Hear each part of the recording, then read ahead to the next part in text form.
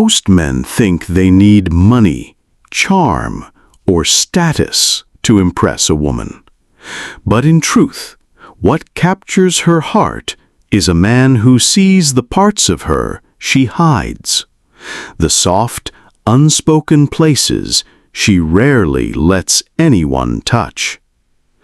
That's why today I'll walk you through 5 emotional vulnerabilities women carry, especially as they mature, and how understanding them changes everything about the way you show up as an emotionally intelligent man with real presence. Too many good men stumble in love, not because they don't care, but because they don't see what's actually hurting her.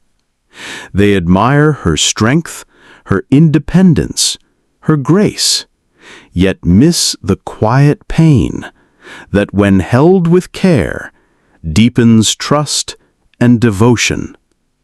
When you see what most men miss, you don't just become more attractive, you become unforgettable. Before we dive deep, hit that like button and subscribe if you're serious about building meaningful connections after 60. This channel is dedicated to helping mature men and women navigate love with wisdom, not games. And every video brings you closer to the confident presence and emotional certainty that creates lasting attraction. Let's start with what most men never see coming. She won't break under pressure. She breaks when she feels like a ghost in the room. Number 1. She falls apart where she feels unseen. Every emotionally intelligent man must understand is this: a woman can handle stress, financial pressure, even heartbreak, but she cannot handle feeling emotionally invisible in a relationship. That's where her spirit begins to quietly disappear. I've watched strong, capable women, CEOs, mothers, community leaders, crumble not from external challenges, but from the slow realization that the man in their life looks at them but doesn't truly see them. This isn't about attention or validation addiction. It's about the deep psychological need to feel witnessed in her full humanity. When a woman feels unseen, she doesn't just get sad. She begins to dim her own light. She stops sharing her dreams because you've never asked about them with genuine curiosity. She stops dressing up because you've stopped noticing with appreciation. She stops laughing as freely because somewhere along the way, her joy became background noise in your life. The tragedy is that most men don't realize this is happening. They see her pulling away and think she's being distant or difficult, when in reality, she's protecting the parts of herself that have learned to expect indifference. As Maya Angelou once said, when someone shows you who they are, believe them the first time. But I'd add this: when someone stops showing you who they are, ask yourself what you did to make them feel unsafe being seen. Here's what seeing her actually looks like. Notice when she tries something new with her hair. Ask about the book she's reading. Remember the names of her friends and ask how they're doing. See the effort she puts into small moments, the way she arranges flowers, chooses your favorite meal, or creates warmth in your shared space. Right now, you can share this with a man who doesn't understand why she stopped smiling. Maybe she just stopped feeling seen. The man who truly sees a woman doesn't just look at her physical beauty, though he appreciates that too. He witnesses her mind at work, her heart in action, her spirit in motion. And when she feels seen this way, something magical happens. She begins to bloom in ways that surprise even her. But feeling unseen is just the beginning. The next vulnerability reveals how even the strongest women can lose themselves by giving too much for too long without ever being asked what they need. Number 2. She overgives until she's empty. What happens to a woman when no one asks her how she's doing, only what she can do for others? I thought about this a lot after spending time with Linda, a longtime neighbor and friend. At 58, she was the backbone of her entire family, reliable, nurturing, constant. Her mornings began with everyone else's needs, and her evenings ended in quiet fatigue. She believed that real love meant putting herself last, but the truth is, she was slowly vanishing under the weight of her own selflessness. But inside, Linda was disappearing. She couldn't remember the last time someone asked what she needed, what she wanted, what she dreamed about. The cruel irony was that the more she gave, the more invisible she became. Her family had learned to expect her endless generosity, and eventually they stopped seeing it as a gift and started seeing it as simply what Linda did. This is the second vulnerability that breaks women's hearts. They often try to earn love by giving more. But when that effort goes unnoticed and unreciprocated, it transforms into quiet resentment that eats away at the relationship's foundation. Women, especially as they mature, often carry this psychological pattern from childhood, the belief that their worth is measured by how much they can give without asking for anything in return. It's a beautiful instinct corrupted by a culture that takes feminine generosity for granted.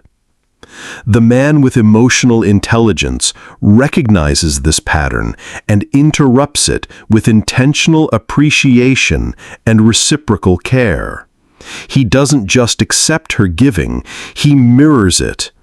He notices when she's running on empty and insists she rest. He sees her constant care for others and makes sure someone is caring for her. But here's what most men miss. Stopping her from overgiving isn't about telling her to give less. It's about making sure she feels valued for who she is, not just what she does. When a woman feels cherished for her essence, not just her service, she naturally begins to give from abundance rather than emptiness. Linda's story had a turning point when her husband finally noticed her exhaustion and said, "You've been taking care of everyone else. Let me take care of you today." It was the first time in years someone had seen her weariness and responded with protective love rather than more requests. The ancient Greek philosopher Aristotle understood this when he wrote, "Love is composed of a single soul inhabiting two bodies. When one soul is constantly pouring out while the other only receives, the balance that creates lasting love is broken." The woman who overgives until she's empty isn't asking you to stop her from being generous. She's asking you to be generous back, to see her needs even when she doesn't voice them, and to protect her heart from her own beautiful tendency to give everything away. That pattern of overgiving often becomes even more painful when she isn't clearly chosen, when the man she loves keeps her waiting in a fog of uncertainty, and that confusion leads us to the next emotional wound. Number 3, she doubts herself when you won't choose her clearly. The worst thing you can do to someone who loves you is make them wonder if you really want them there. These words carry the weight of countless relationships destroyed not by rejection, but by uncertainty. One of the deepest emotional wounds a woman can suffer comes not from rejection, but from uncertainty. When a man is indecisive, emotionally inconsistent, or vague about his commitment, a woman doesn't just question his feelings, she begins to doubt her own worth. This psychological trigger runs so deep that it can quietly unravel even the strongest woman's confidence. Doubt doesn't come from clear rejection. It comes from emotional limbo. When you're unclear about your intentions, when you give mixed signals, when you're present but not fully present, you create a space where her mind fills in the blanks with her worst fears about herself. She starts analyzing every conversation, wondering if she said something wrong. She begins to dim her personality, thinking maybe she's too much, too intense, too complicated. She questions her appearance, her intelligence, her worthiness of love, not because you've told her she's lacking, but because your indecision makes her feel like she's constantly auditioning for a role she's not sure you want her to play. This is especially devastating for women over 50 who have already navigated a culture that tells them their value diminishes with age. When the man they care about won't choose them clearly, it confirms their deepest fear that they're not enough. The man with masculine energy and emotional certainty understands that clarity is a gift. When you know you want her, you say so, not just once, but consistently. When you're building something together, you talk about the future with her in it. When you introduce her to people, there's no hesitation, no vague language, no keeping her wondering where she stands. But clarity isn't just about big declarations. It's about daily choices. It's choosing to prioritize her call over scrolling social media. It's choosing to work through conflict rather than withdrawing. It's choosing to be fully present when you're together rather than mentally elsewhere. The woman who feels clearly chosen stops wasting energy on doubt and starts investing it in the relationship. She relaxes into her authentic self because she's not constantly worried about whether she's measuring up to some invisible standard. Save this video to your watch later. These insights about psychological understanding and relationship dynamics will serve you well when you need to remember how to show up with confidence and steadfast consistency. Even in relationships where she is finally chosen, many women still hold on to the quiet belief that their love can fix what's broken in a man. That hope, as inspiring as it may seem, carries its own danger. Number 4. She tries to heal the man who won't heal himself. Perhaps the most heartbreaking truth is that it reveals the beautiful and tragic nature of feminine love. Many women believe that their love can transform a man's pain, heal his wounds, and inspire his growth. But when a man resists healing himself, her effort becomes a form of self-abandonment that slowly destroys her spirit. I've counseled countless women who stayed too long with men who were broken, angry, addicted, or emotionally unavailable, not because they enjoyed the drama, but because they could see the potential underneath the pain. They convinced themselves that patience was love, that understanding was enough, that their devotion could somehow fill the void that only he could fill for himself. This isn't stupidity. It's the shadow side of one of women's greatest gifts, the ability to see beyond the surface and love the soul underneath. But when that gift is directed toward a man who won't do his own emotional work, it becomes a trap that keeps both people stuck. The man who won't heal himself will always find ways to make his problems her responsibility. His anger becomes something she has to manage. His insecurities become something she has to constantly reassure. His lack of purpose becomes something she tries to inspire. And slowly, she stops living her own life and starts living in reaction to his unhealed wounds. You cannot love someone into wholeness. You can support, encourage, and stand beside someone who is actively working on themselves, but you cannot do the work for them. And more importantly, staying with someone who refuses to heal is not noble sacrifice. It's enabling dysfunction while abandoning yourself. Number 4. She tries to heal the man who won't heal himself. Perhaps the most heartbreaking truth is that it reveals the beautiful and tragic nature of feminine love. Many women believe that their love can transform a man's pain, heal his wounds, and inspire his growth. But when a man resists healing himself, her effort becomes a form of self-abandonment that slowly destroys her spirit. I've counseled countless women who stayed too long with men who were broken, angry, addicted, or emotionally unavailable, not because they enjoyed the drama, but because they could see the potential underneath the pain.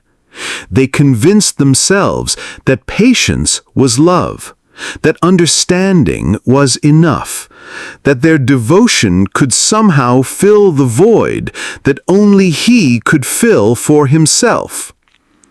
This isn't stupidity. It's the shadow side of one of women's greatest gifts, the ability to see beyond the surface and love the soul underneath. But when that gift is directed toward a man who won't do his own emotional work, it becomes a trap that keeps both people stuck. The man who won't heal himself will always find ways to make his problems her responsibility. His anger becomes something she has to manage. His insecurities become something she has to constantly reassure.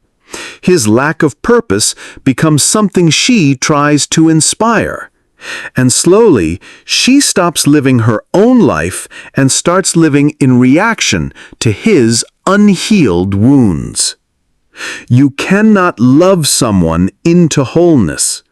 You can support, encourage, and stand beside someone who is actively working on themselves, but you cannot do the work for them. And more importantly, staying with someone who refuses to heal is not noble sacrifice. It's enabling dysfunction while abandoning yourself. Number 5. She silences her needs to keep the peace. In the words of Cheryl Strayed, don't surrender all your joy for an idea you used to have about yourself that isn't true anymore. That one sentence captures something deeply true, especially for women who've spent decades silencing themselves to keep the peace. It speaks to one of the most insidious emotional patterns that erode women from the inside out, sacrificing their voice, their needs, even their identity, just to maintain a fragile harmony. This emotional erasure doesn't always look dramatic. In fact, it can look like a perfectly calm marriage. Janelle, whom I first met through a mutual friend at a community book club, is 62 years old and has been married for 35 years. If you asked her husband, he'd tell you they had a peaceful marriage. No big fights, no drama, no conflict. What he didn't see was that this peace came at the cost of Janelle's voice, her needs, and eventually her sense of self. It started small. She wanted to take art classes, but he thought they were a waste of money, so she didn't bring it up again. She felt lonely in the evenings when he watched TV, but mentioning it seemed to annoy him, so she learned to find other things to do. She had opinions about their social life, their finances, their future, but expressing them created tension, so she stopped. Year by year, conversation by conversation, Janelle taught herself that keeping the peace was more important than keeping her voice. She became an expert at reading his moods, anticipating his needs, and adjusting her behavior to avoid conflict. But what she didn't realize was that in silencing herself, she was slowly disappearing. This is the devastating truth about many women, especially after 50. They learn to equate harmony with self-erasure. They believe that being low maintenance means having no maintenance at all. They think that love means never making anyone uncomfortable with their authentic needs and desires.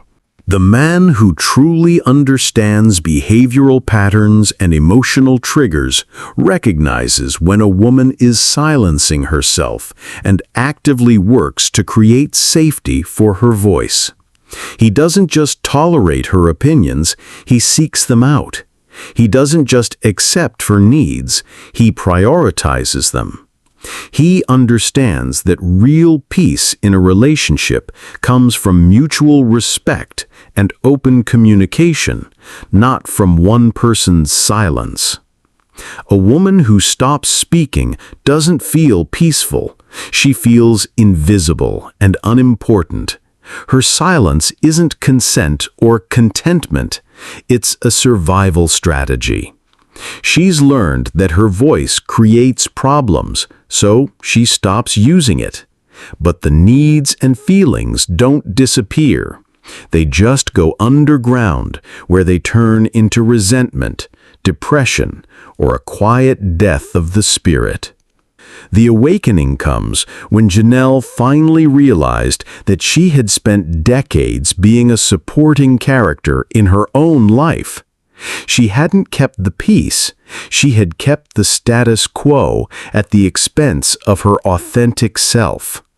Real peace would have meant both people feeling free to be real, to have needs, to express desires, and to work through differences together. For Janelle, the turning point came when she started speaking again. Not with anger or resentment, but with the quiet strength of someone who had remembered her own worth. She began expressing her needs, sharing her dreams, and setting boundaries. Some conversations were difficult, but they were real in a way her marriage hadn't been for years. The woman who finds her voice again after years of silence doesn't become difficult, she becomes authentic. And the man who can handle her authenticity, who can navigate real conversations and genuine emotions, discovers that the woman he thought he knew was just the shadow of who she really is. When a woman stops silencing herself to keep the peace, something beautiful happens. She stops being a reflection of what you want and starts being the full, complex, fascinating person she actually is. And if you're man enough to handle that much reality, you'll discover that authentic love is far more interesting than artificial peace. We've now explored 5 of the deepest emotional vulnerabilities women carry. You've seen why she breaks when she feels invisible, why she gives until she's completely depleted, how your hesitation can make her question her own worth, why she tries to heal a man who won't heal himself, and finally, how she stays silent to keep the peace but loses herself in the process. These aren't weaknesses to exploit. They're tender places that deserve your respect, protection, and care. Recognizing them doesn't give you power over her, it gives you the wisdom to love her better. True masculine energy isn't about overpowering her emotions, it's about creating a space where she feels safe enough to share them. You don't need to fix her. You need to see her. Listen to her voice, even when it trembles. Choose her with clarity. Protect her generous heart. As the poet Rumi wrote, "Let yourself be silently drawn by the strange pull of what you really love. It will not lead you astray." When you're drawn to understand and protect rather than exploit and control, you discover that love isn't about power. It's about presence, consistency, and the courage to see another soul completely. The most powerful thing you can do right now is reflect on these insights and ask yourself, how can I show up differently for the woman in my life? If something in today's video hit home and you're wondering how to take the next step toward love or companionship after 60, don't stop here. I've included links in the description to other videos that walk you through dating after 60, forming deeper friendships, and rediscovering joy in connection. Do you have a question, a personal insight, or a story of your own about navigating these emotional dynamics? I'd love to hear it. Feel free to share it in the comments below. And don't forget to like and subscribe so you never miss powerful insights on love and emotional connection, especially after 60. And I'm Vernon. Thanks for watching my video.